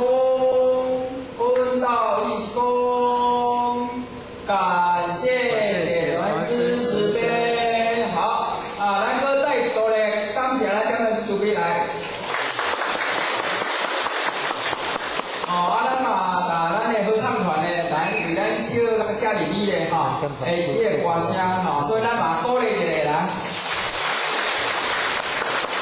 好，咱各位成员请坐下。现在就是分组讨论咱请个单位呢，领人呢，请出来一下，领人不用咧，请组长是副领人出来拢会使好来，各单位的理任，请出来一下我们要把人员的各自带开麻烦动作快一点。麻烦动作较紧嘞，讲遐人，讲单位遐人，来，来，咱平时好来，咱平时咧，迄个参咱咱女遐人咧，暗晡要带过去，下晡2:40爱转来遮个食客，选一位选一位要爱大家紧报告成绩的，一个人讲才50分钟，无真咱平时进行宣传一下来，咱一个单位，来，咱校长，校长，来，校长3下领人，下领人，来，用1、2、3单位啊，各位对，咱就目前人甲迄个就信山经理，甲游经理单位来这来。你讲要去道德经教师出来来，咱任何单位变得，来任何我不同，我拢不同，就我过来，就我过来来，咱新的单位2楼2楼咱开始动作老好来，绑架爱祥单位搭一下，各位谢谢。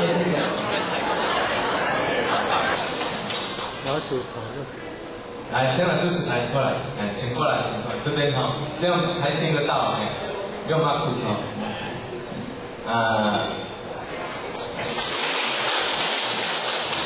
或许向各位介绍一下，我们曾老师呢是台南二中的老师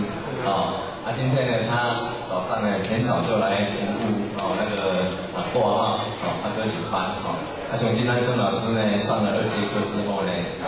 很好的心得跟各位分享我们现在请曾老师准备。大家好，我今仔日听实在是无听到啥物话，咱今日拄久较济啦。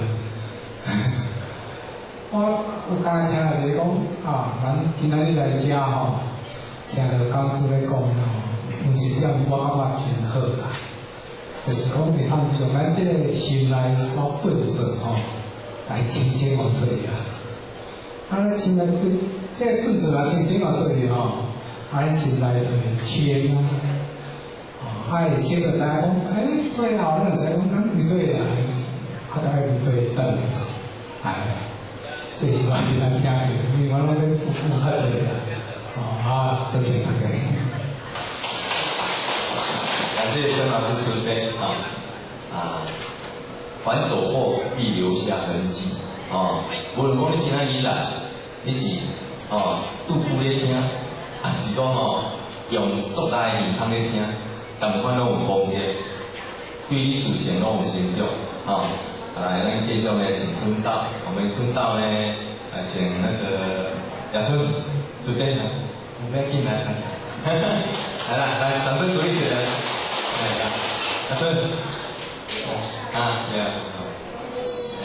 我请你我介绍一下啦，来，亚春，请，各位掌声鼓励起来。那个王小姐是较早伫咱经理的公司元代公司咧当会计所以呢，使讲这是阮也是老二妻今日给咱报答功劳咱这位学生，这使讲大家非常的有缘咱一只报个声，鼓励一下。咱坤德呢，无等太太出去来，来，出去歹势无咱起立一下起立然后介绍一下，来，掌声鼓励。咱太太呢所以讲呢，因意真好因夫妻当中会使讲对遇到了后非常的这个诚心的对甚至呢，拄着来互咱的文堂学习学教的对啦听课今仔日呢会当安尼足无用的中间来参与今仔日的发挥，这非常的难能可贵咱也非常的祝福祝福讲伫咱修道过程中间会当突飞猛进会当呢心灵上呢会更加更广的提升咱非常的感谢掌声鼓励一下所以呢，来伫遮学习呢，每一个人的因缘无同，每一个人的心情也不一样那么咱继续呢，请咱天德天德再找一位主笔，来咱邱先生夫人来主笔来报告一下，没关系来各位来真客气这邱先生就是今年当个情考非常的用心诚心今日就是来服务来服务兼听课会使讲呢，昨呢来到台中的以后呢昨呢大家用到呢规身躯拢感觉落会使讲大家非常的诚心这个这个邱先生掌声给来坤道我们再找一位主笔报告一个心得，来这个学甲一轩来随便来，掌声鼓励一下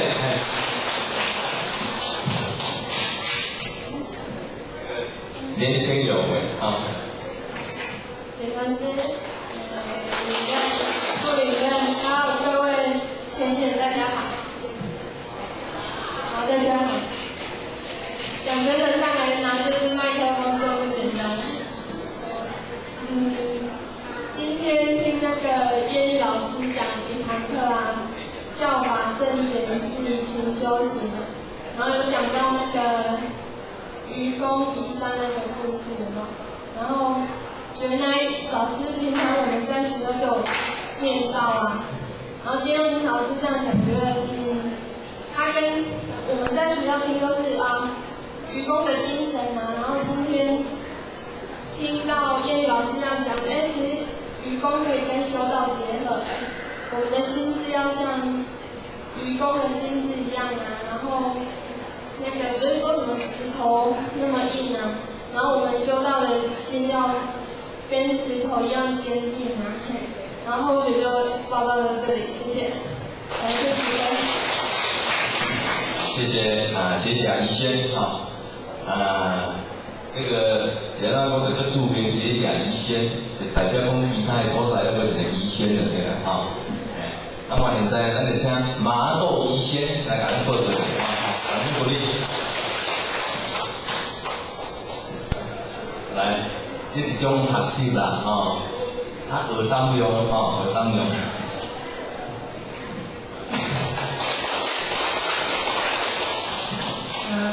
先贤，大家好，我是毛豆李雪，对吧？然后今天上这一堂课啊，艳遇老师的课，然后我记得有一段，他说我们来佛坛，然后就要充满法喜的心态，然后内心不要有沉重有杂念过来。然后我们要来成佛展，来佛展，这样我们的心会更清净。谢谢。咱这样吼，一部的课，你若学两句啦，还是学一句，就受用无穷。哦，而且医生伊安尼了解吼，伊若用伫这个他的感受和行于日常生活中，相信呢。有相当大的这个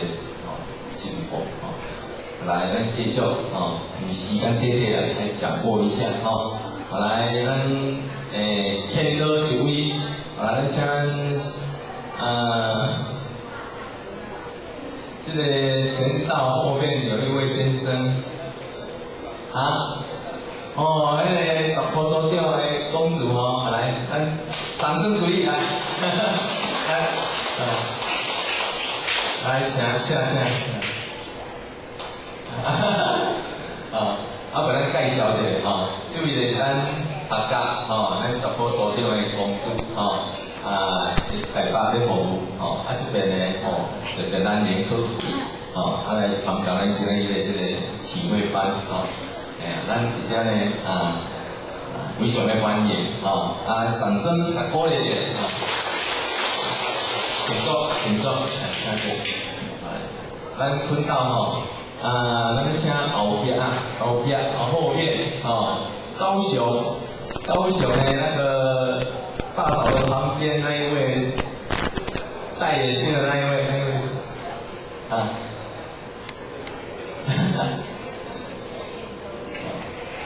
大家呢非常的客气非常的客气。那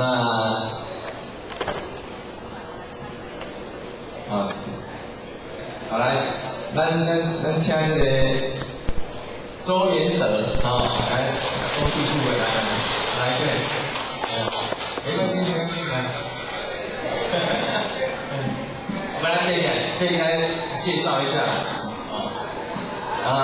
掌声鼓励的人这样讲话这位呢就是咱经理的大汉孙啦大汉孙周元德还是原本的公子的另外这三位拢是这三位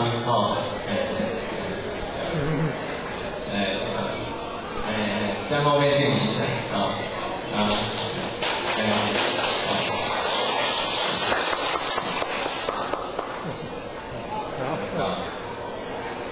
向后面来继续攻来心得就是爱专业拢会当做为心，这就是神仙家庭大家咧快乐融融心得一件会使讲咧做非常喜悦快乐的事情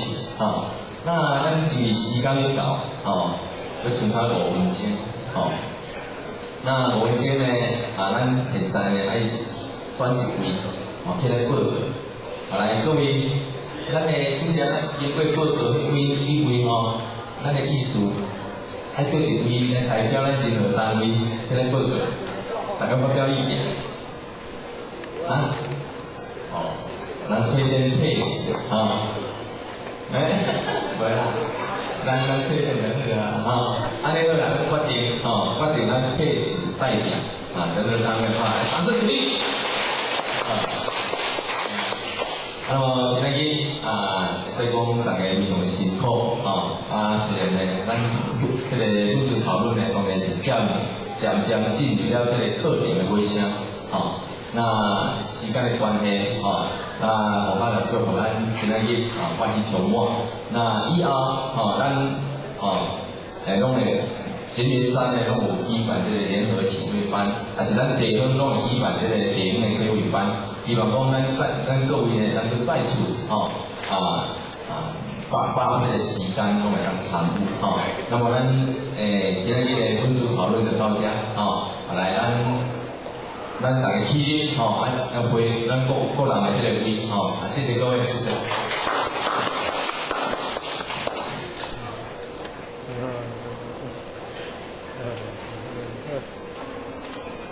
我们现在时间已经到了所以我们要请各单位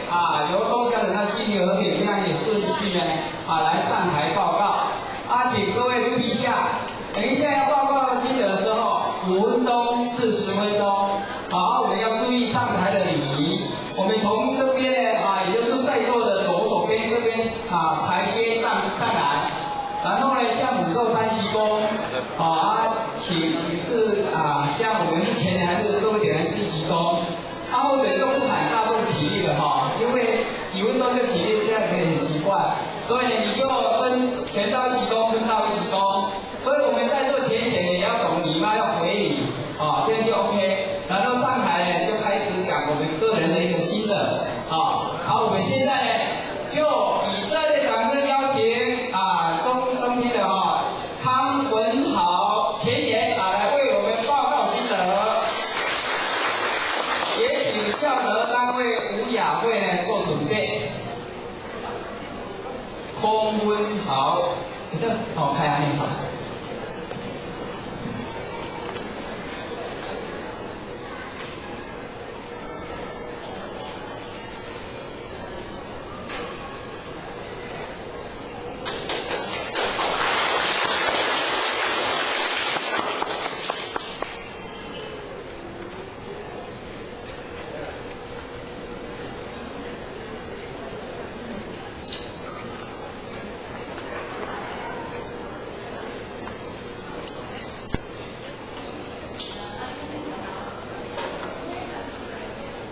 文雄，麦克风没有声音。文雄，营空室的2个人，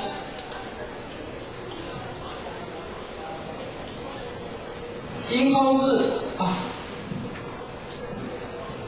抱歉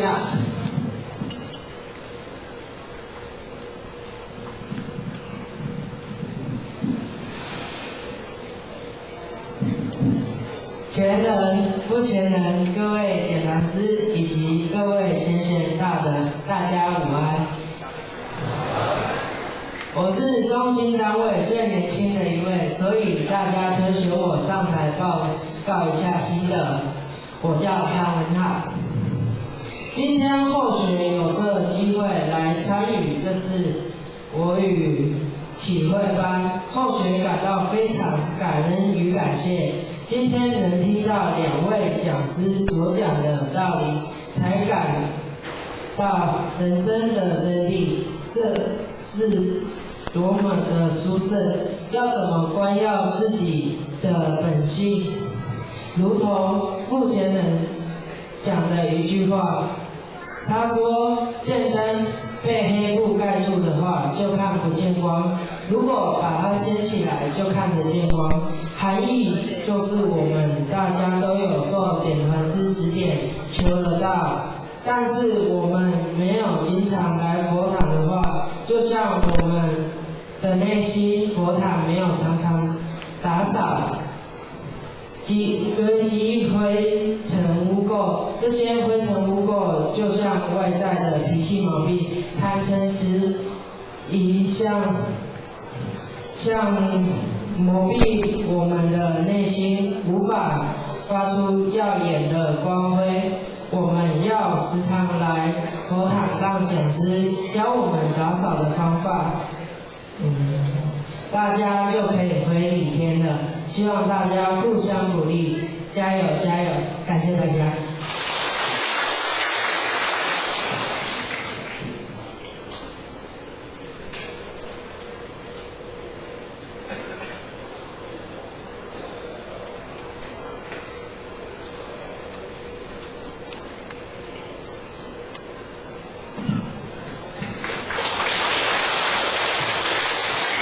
非常感谢康贤贤呢，连年纪虽然很轻所以呢可是讲出来的道理呢那观念都非常的正确，所以这个可以显示说我们神仙山呢少年一辈的呢这样一时的出现了，也看到我们神仙山的一个生机，所以呢这个都是未来的一个大栋梁，也是未来的大讲师所以非常呢恭喜他可以讲出这么一席话，实在是不简单。好，再来呢这里有2部车，麻烦先移开一下。HK 0633 HK 0633